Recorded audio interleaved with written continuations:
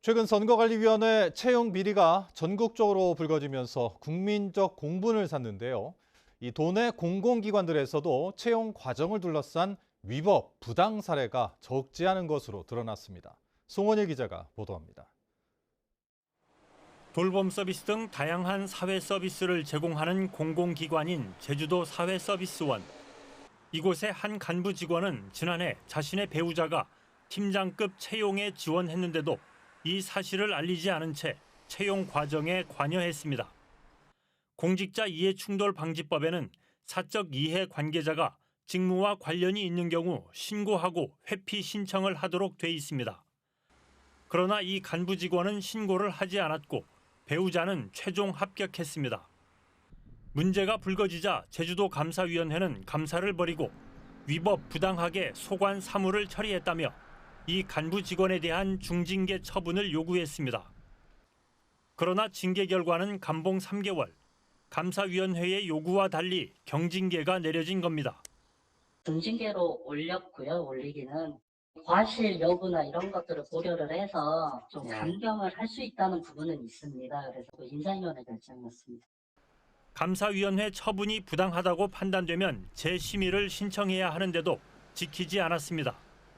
감경이 제대로 됐냐 안 됐느냐, 또 같은 식구 뭐 이렇게 감싸게 한 건 아니겠느냐, 뭐 그런데 어떻게 해야 될 건지는 내부 토론을 거쳐서 결정해야 될 것 같아요.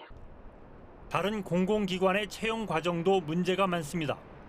제주 테크노파크는 평가 점수가 높은 지원자를 탈락시키고 점수가 낮은 지원자를 합격시켰다가 적발됐고, 제주문화예술재단은 경력 요건이 미달된 지원자를 합격시켰다가 들통났습니다.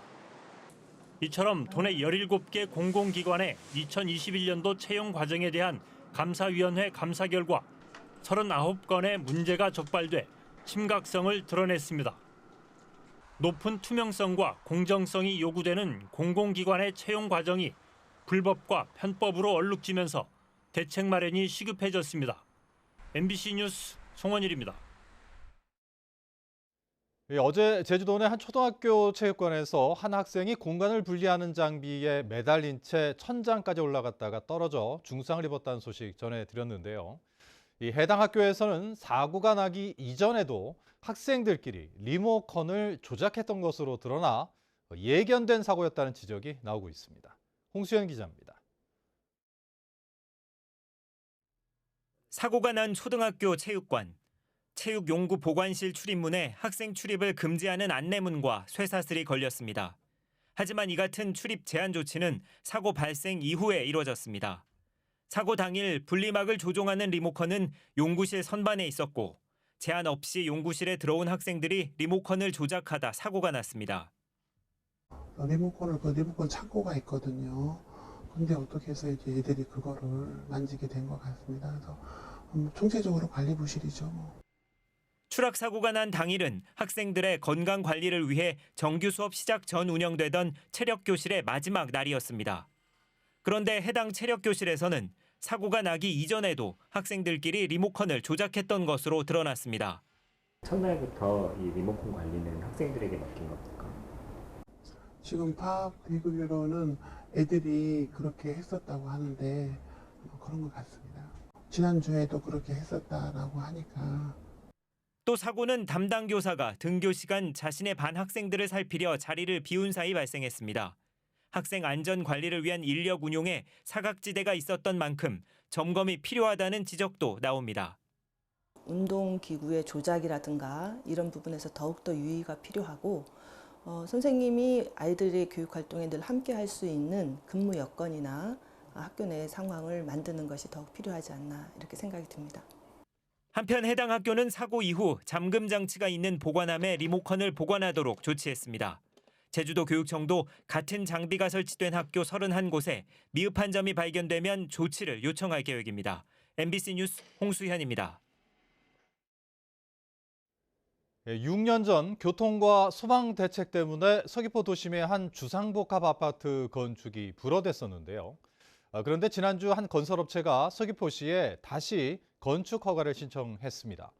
최근 경관 건축 심의를 통과하는 과정에서도 논란이 적지 않았는데 서귀포시가 어떤 판단을 내릴지 이목이 쏠리고 있습니다. 조인호 기자입니다. 서귀포시 매일 올레시장 옆에 빈터로 남아있는 옛 목화백화점 부지입니다. 지난주 한 건설업체가 이곳에 12층 높이 건물 2동인 90세대 규모의 주상복합 아파트를 짓겠다며 서귀포시에 건축 허가를 신청했습니다.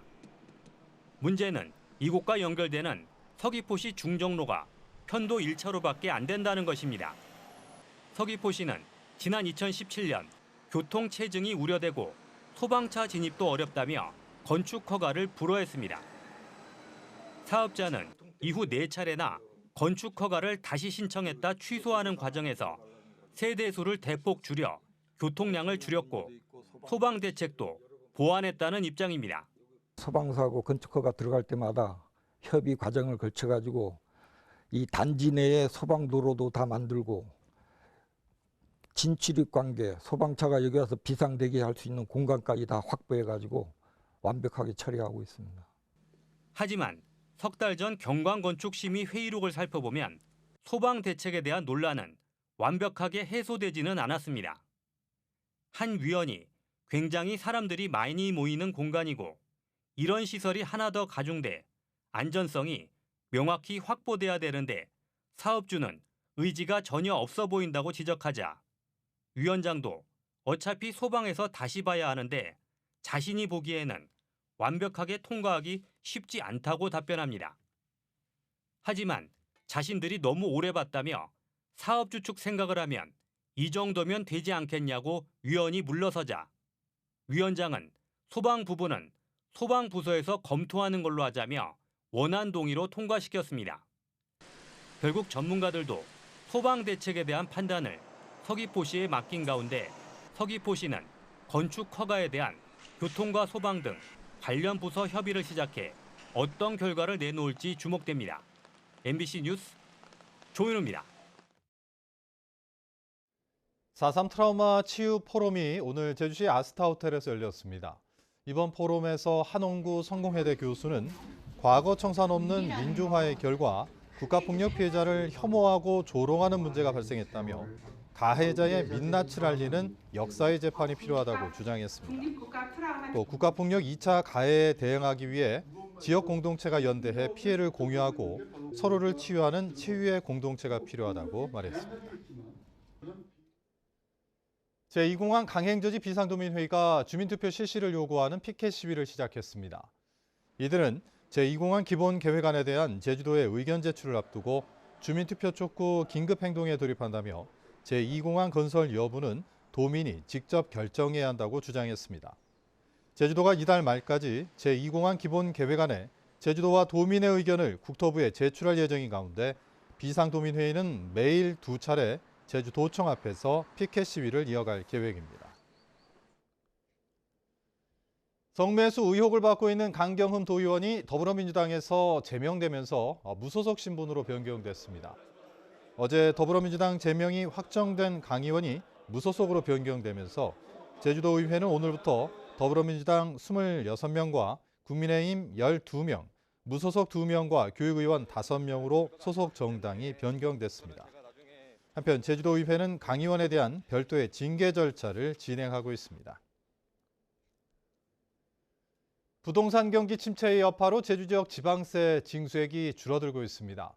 제주도에 따르면 올해 상반기에 징수된 지방세는 9,054억 원으로 지난해 같은 기간보다 7.9%인 772억 원이 줄었습니다.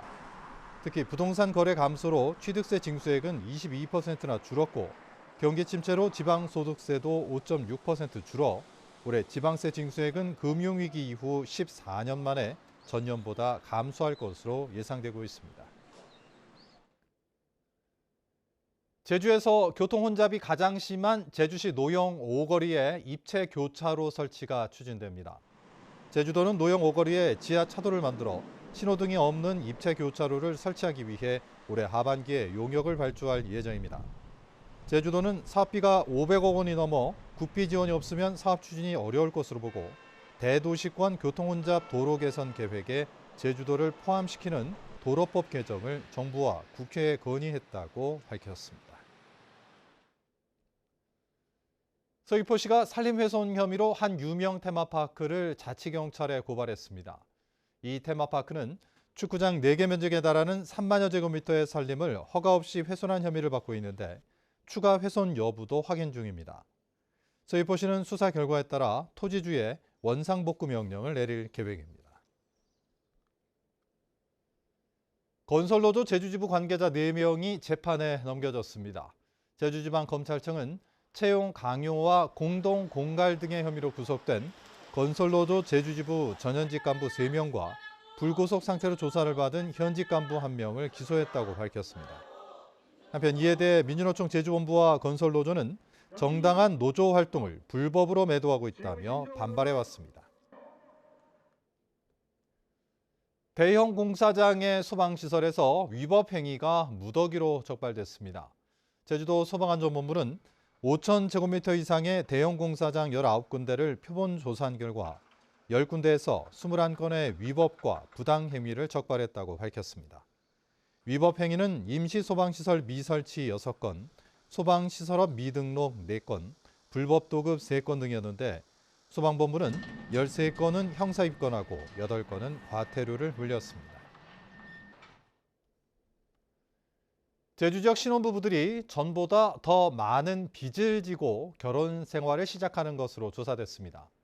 호남지방통계청이 제주 지역 신혼부부 현황을 분석한 결과 금융권 대출을 보유한 신혼부부 비중은 2017년 83.7%에서 지난 2021년 86.2%로 늘었고 대출 잔액 중앙값은 6천만 원에서 1억 2천만 원으로 갑절 증가해 신혼부부의 채무 부담이 급증했습니다. 또 맞벌이 비중은 47%에서 54%로 늘었습니다. 한편 2021년 기준 신혼부부는 15,800여 쌍으로 2017년 18,500여 쌍보다 15% 줄었습니다. 올 들어 도내 골프장 이용객이 크게 줄었습니다. 제주도에 따르면 올 들어 지난 5월까지 도내 골프장 이용객은 94만 2천 명으로 지난해보다 22% 줄었는데 5개월 연속 감소세가 이어졌습니다. 특히 다른 지역 이용객은 56만 명으로 지난해보다 30% 가까이 줄었습니다. 도내 골프업계는 코로나19 방역이 완화되면서 해외 골프 여행이 늘었기 때문으로 보고 지방세 감면 혜택 부활 등 대책을 추진할 계획입니다. 서울의 한 초등학교 교사가 교내에서 숨진 채 발견된 사건과 관련해 교사들의 추모가 이어지고 있습니다. 전교조 제주지부는 오늘 성명을 내고 교육당국은 이번 사건과 관련해 철저한 진상조사와 교권이 존중받는 학교 문화 조성을 위해 노력해달라고 촉구했습니다. 한편 전교조 제주지부가 지난 6월 말 도내 교사를 대상으로 진행한 설문조사에서 교사들의 절반 이상인 54.7%가 교권을 침해당한 경험이 있다고 답했다며 법 개정과 교육활동 보호조례 개정을 지속적으로 추진하겠다고 밝혔습니다.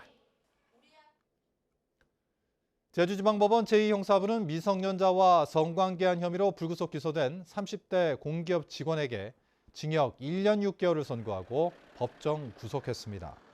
또 40시간의 성폭력 프로그램 이수와 7년 동안 아동 청소년 관련 기관 등의 취업 제한을 명령했습니다. 뉴스데스크 제주 마칩니다. 고맙습니다.